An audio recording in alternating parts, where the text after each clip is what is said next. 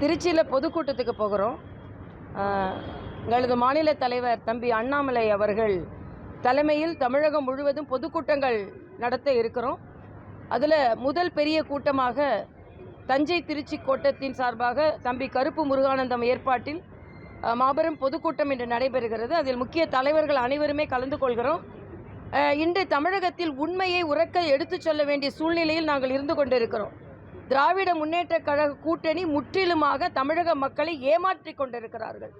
தமிழக மக்களுக்கு நல்லது நடக்க வேண்டும் என்றால் எங்கள் குரல் உறக்க சொல்ல வேண்டும் என்ற சூழ்நிலை இங்கே இருக்கிறது. தமிழக குழந்தைகளை முன்னேற்ற விடாமல் ஏமாற்றி கொண்டிருக்கிறார்கள். செல்வந்தர் வீட்டு குழந்தைகள் ஏற்றமடைந்து கொண்டே போக வேண்டும், ஏழை குழந்தைகள் ஏமாற்றம் அடைந்து கொண்டே போக வேண்டும் என்ற ஒரு கொடூரமான மனதை தமிழக அரசு கொண்டிருக்கிறது. அதே போல தான் இந்த தொகுதி வரையறை என்பது இதுவரைக்கும் அறிவிக்கப்படலை, எந்தவித சட்டமும் அதற்காக விதிக்கப்படலை. ஆனால் அதுக்குன்னு ஒரு கூட்டம் வந்தவங்கெல்லாம் யார்? தமிழகத்தை வஞ்சித்து கொண்டிருப்பவர்கள். தமிழகத்தை வஞ்சித்து கொண்டிருக்கின்ற சிவகுமார், தமிழகத்தை மரியாதைக்குரிய சிவகுமார் அவர்கள், தமிழகத்தை வஞ்சித்து கொண்டிருக்கின்ற மரியாதைக்குரிய பினராயி விஜயன் அவர்கள், தமிழகத்தை வஞ்சித்து கொண்டிருப்பவர்களை கூட்டிக் கொண்டு கூட்டம் போட்டு தமிழக மக்களுக்காக பேசுகிறோம் என்று சொல்கிறார்கள். ஏமாற்று வேலை. ஆக இதை நாங்கள் மக்களிடம் எடுத்துச் சொல்வதற்காக நாங்கள் கூட்டங்கள் நடத்துகிறோம்.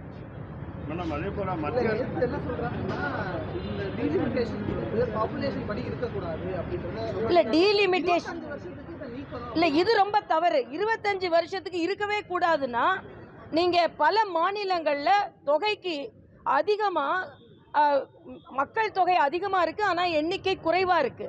நம்ம மாநிலத்தில் மரியாதைக்குரிய அமித்ஷா அவர்கள் எண்ணிக்கை குறையாதுன்னு சொல்லிட்டாங்க. இன்னும் சொல்ல போனால் இன்னும் 10 தொகுதிகள் கூடுவதற்கு வாய்ப்பு இருக்கிறது.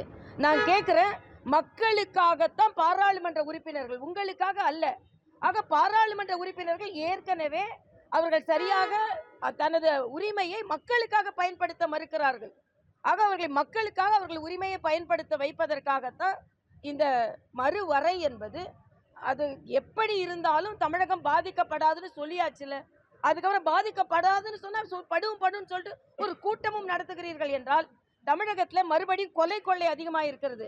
அங்கே திருநெல்வேலியில் கொலையுண்ட நபரின் மகன் இன்று என்னை கொலை செய்ய போகிறார்கள்னு வீடியோ போடுறாரு. வீடியோவில் மக்கள் தங்களது பரிதவிப்பை சொல்லிவிட்டு கொலையாகின்ற நிலைமை தமிழ்நாட்டில் இருக்கிறது. ஆனால் முதல்வர் தினம் ஒரு வீடியோ போட்டு கொண்டு இருக்கிறார். ஆக இது என்ன நடந்து கொண்டு இருக்கிறது தமிழ்நாட்டில்? நேற்று நடந்த கூட்டம் தமிழகத்திற்கு பெருமை சேர்க்கும் கூட்டம் அல்ல. தமிழகத்தை வஞ்சிக்கின்ற அனைவரையும் கூட்டி இவர்கள் கூட்டம் கூட்டி இருக்கிறார்கள். முல்லை பெரியாறு பிரச்சனையை தீர்க்கட்டும், காவிரி பிரச்சனையை தீர்க்கட்டும். இன்னைக்கு தமிழக விவசாயிகள் பரிதவித்துக் கொண்டு இருக்கிறார்கள். இருக்கின்ற பிரச்சனையை விட்டு இல்லாத பிரச்சனைங்க ஏன் கேட்குறீங்க? இல்லை இன்னைக்கு இருக்குன்னு சொல்லுங்க பார்க்கலாம். இருக்கின்ற காவிரி பிரச்சனை ஏன் தீர்க்க மறுக்கிறீர்கள்? அதுக்கு சிவகுமார் அவர்கிட்ட தான் கேட்டீங்களா? இருக்கின்ற முல்லை பெரியார் பிரச்சனைக்கு நீங்க பினராயி விஜயன் தான் கேட்டீங்களா? ஆக அதே மாதிரி சிவகுமார் அவர்கள் பேசும்போது இங்க சொல்லிட்டு போறாரு, அண்ணாமலை அவர்கள் கட்சிக்கு சாதகமாக இருக்கிறார், மாநிலத்திற்கு சாதகமாக இல்லைன்னு. நாங்க மாநிலத்திற்கு சாதகமாக இருக்கிறதுனால தான் நீங்க எல்லாரும் ஒரு வகையில இருந்தாலும் தமிழக மக்கள் ஏமாற்றப்பட்டு விடக்கூடாது என்ற பரிதவிப்பில் நாங்கள் பேசிக்கொண்டு இருக்கிறோம். நாங்களும் உங்களை மாதிரி பேசிட்டு விளம்பரம் தேடிக்கொண்டு போவதற்கு நிறைய நேரம் ஆகாது எங்களுக்கு. ஆனால் நாங்கள் உங்களை மாதிரி இல்லாமல் மாநில மக்களோடு நின்று கொண்டு இருக்கிறோம். அதற்காக தான் நாங்கள் பேசுகிறோம்.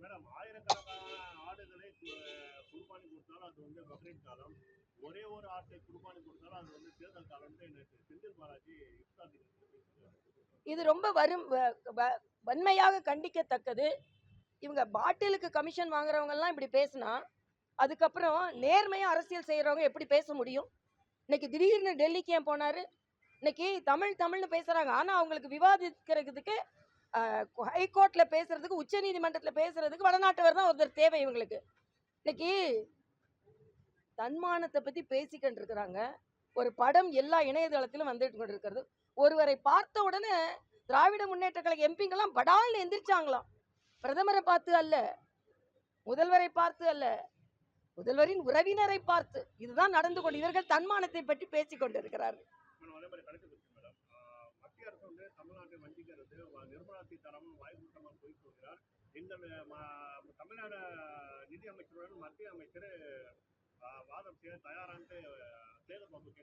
சேகர் பாபு ஒண்ணு கேட்கட்டும், வாதம் செய்யறதுக்கெல்லாம் தயாராக தான் இருப்பாங்க. அவங்களுக்கு ஒன்று நான் அன்னைக்கு கூட பார்த்தேன். எல்லா பொய்யையும் ஒரு பெரிய ஆங்கில பத்திரிகையில தமிழக நிதியமைச்சர் சொல்லி இருக்கிறார். 9 லட்சம் கோடி கடன் வாங்கி வைத்து விட்டு. ஆனா மரியாதைக்குரிய நிர்மலா சீதாராமன் இன்று இந்திய பொருளாதாரம் உலகிலேயே 3வது பொருளாதாரமாக வீறு நடை போட்டுக் கொண்டிருக்கிறது. இன்னைக்கு உலக நாடுகள் இந்தியாவின் பொருளாதாரத்தை பார்த்து வியந்து கொண்டிருக்கிறார்கள். சேகர் பாபு சொல்ற அளவுக்குலாம் மரியாதைக்குரிய நிர்மலா சீதாராமன் மேடம் இல்ல. அவங்களின் அறிவு ஆற்றல் இன்று 3வது முறை இதுவரைக்கும் தமிழ்நாட்டில் இருந்து மட்டுமல்ல இந்தியாவிலேயே தொடர்ந்து பட்ஜெட்டை தாக்கல் செய்த ஒரு பெண் என்ற பெருமையை பெற்றிருக்கிறார்கள். கனிமொழி சொல்றாங்க, நிர்மலா சீதாராமன் தமிழகத்தை ஏளனம் செய்கிறார்களாம். நீங்க தான் ஏளனம் செய்கிறீங்க. நான் கேட்கிறேன், இதே கனிமொழி அக்காட்ட கேட்கிறேன், மதுவிலக்கு கொண்டு வருவோம்னு சொன்னீங்கல்ல, தமிழ்நாட்டில் அதிக விதவைகள் இருக்கிறாங்கன்னு சொன்னீங்கல்ல, அப்ப நீங்க ஏமாற்றுவாங்க.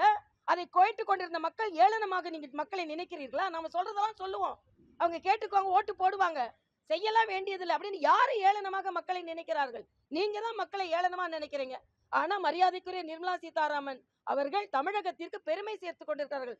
தமிழ்நாட்டில் பிறந்த ஒரு பெண்மணி அங்க நம்ம பாராளுமன்றத்துல நமது நிதிநிலை அறிக்கையை அவர்கள் சமர்ப்பிக்கிறார்கள்.